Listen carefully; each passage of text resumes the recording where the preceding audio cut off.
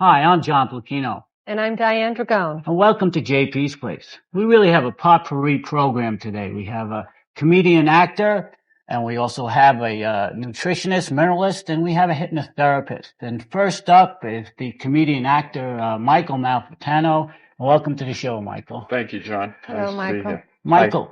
Michael, it's first time on JP's Place, and we want you to feel comfortable. And I'm always interested in finding out why a person gets into comedy. What does it do for you?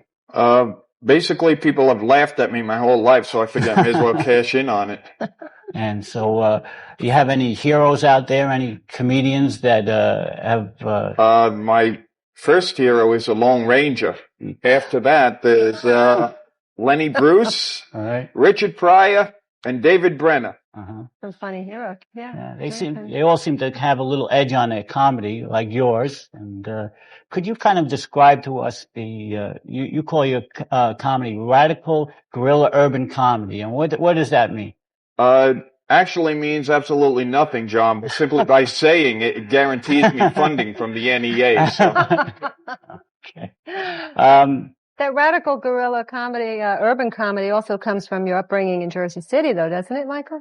Definitely. I had a radical urban guerrilla upbringing in Jersey City, which if you brought up in Jersey City, you don't have much of a choice. You know, John, we recently found out that Michael and I are related. Yes, right on the set. Distantly related. What are you, cousins? The third or fourth time removed, I think, yeah. Absolutely. So it's okay for us to marry.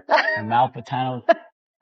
Michael is also in my broadcasting course, and he's been in there since September, and we're happy to say that the course is progressing nicely, and Michael has gone to play on to different clubs, and we hope that this showing will really help him out. And before I say another word, well, let's see what radical urban guerrilla comedy is all about. So let's go to the tape.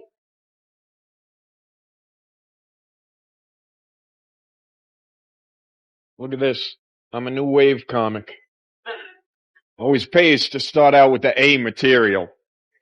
I like to get up. I like to comment on societal problems. Having been a societal problem myself for most of my life, I guess that's only natural. It's true. All my life, I've been in trouble. Even as a weak, skinny little kid, I used to get into fights all the time. Like, I used to beat myself up on the schoolyard because I was the only one who was really sure I could take.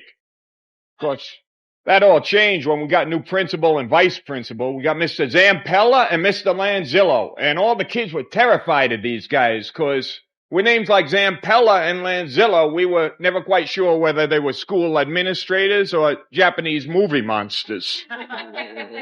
People ask me how I was treated as a kid growing up. And hey, I was treated pretty much a normal way everybody else was treated. With Thorazine, lithium, and mandatory restraints twice a week.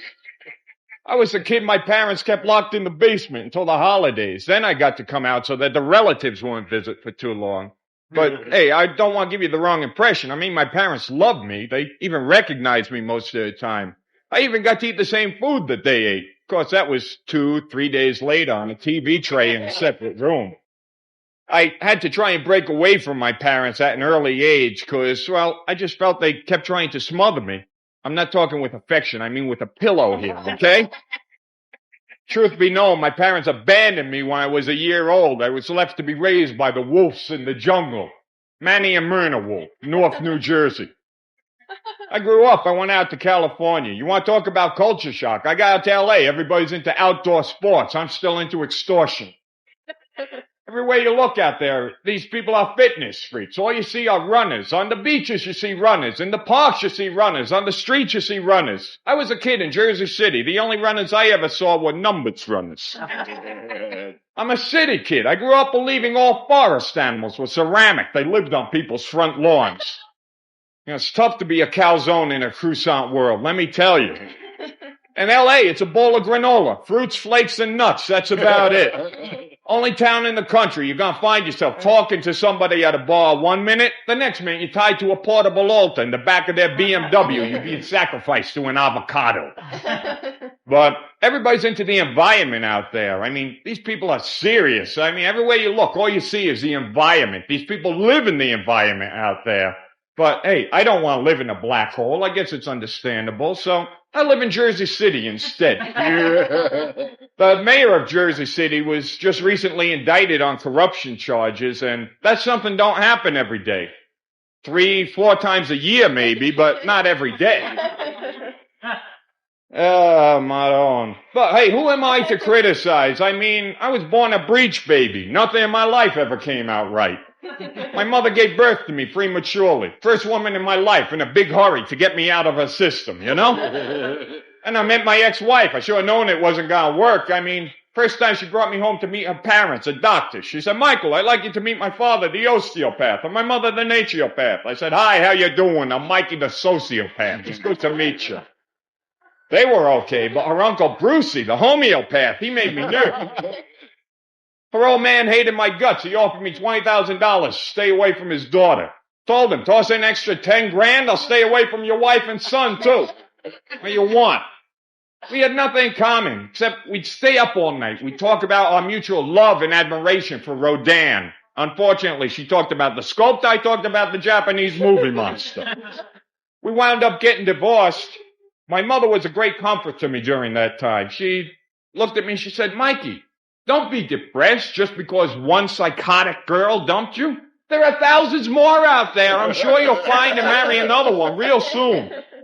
Hope, that's what it's all about. Like, now I hope that I'll become a hit in show business, but something in the back of my mind says the only way I'm going to be a hit is if somebody puts a contract out on me.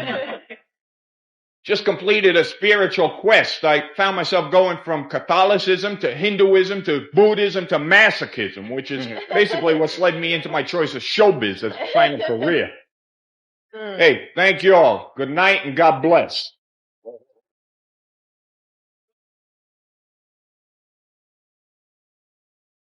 Michael, that was hilarious. Really funny stuff. Thank you. Michael, somebody out there in the audience wanted to hire you for a club or a party. How would they get in touch with you? They can call me at area code 201, number 653-6552, and call today. And I just want to put a plug in for JP's Place. You can also call JP's Place at 201-869-2407. If you have any comments or just tell us you watch it, we'd be happy to hear from you. Okay? Michael, it's been great having you on the program. I'm glad that Robert Puzan and Diane Gargiulo from the class came and your friends came to give you support, and welcome to come back anytime, and good luck with your career, Michael. Thank you. Thank you both for having me. And we'll be right back after this commercial.